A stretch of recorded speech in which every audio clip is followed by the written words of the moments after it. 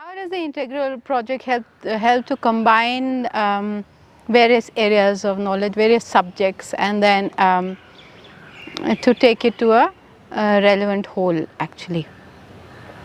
Well, you don't approach it through subjects. You don't approach the integral project through a subject, you approach through a simple topic. Okay? So, you take a topic, any topic is worthy of studying, it's worthy of being a topic for the integral project.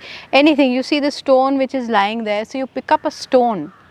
So you take something usually from the world around you and then you move into subject. So when you have a stone, you can ask a lot of questions about a stone, okay. So where did this come from? Where was it made?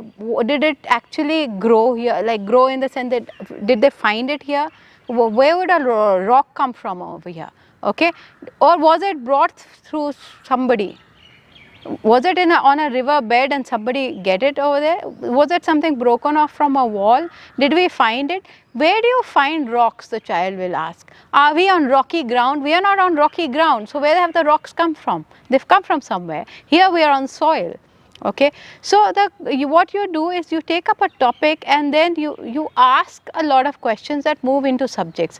So you are not obsessed that okay, through this topic I am going to have to weigh the stone and I am going to have to, you do all these things, but you don't say now I have to bring in English or maths or language or science. There is no compulsion. You don't think in terms of subjects. The child doesn't think in terms of subjects.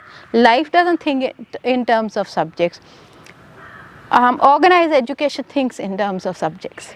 Okay, the organized education can help itself for later on, in the sense that they can see that through this particular topic many subjects are touched.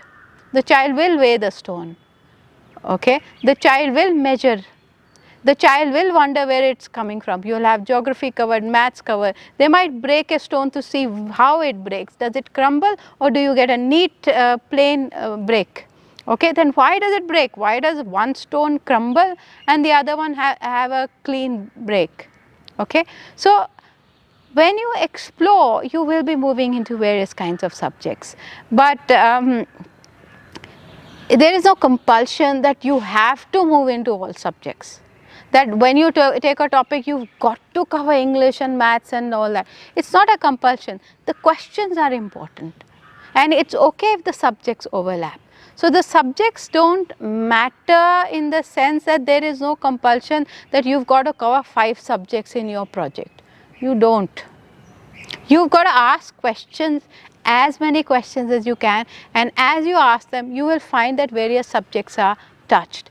And why this is important is because that's how life operates. Life operates as a whole.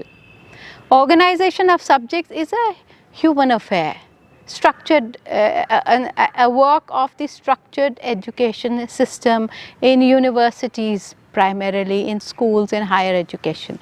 It's not, life operates, all these branches of knowledge are involved in the living. We are, when we live and when we die, we touch all these dimensions of organized knowledge. So when we are learning and when the child is learning through integral education, we do not impose any injunctions about touching X number of subjects. You just ask questions and you find your answers, and that's how many fields of knowledge are touched.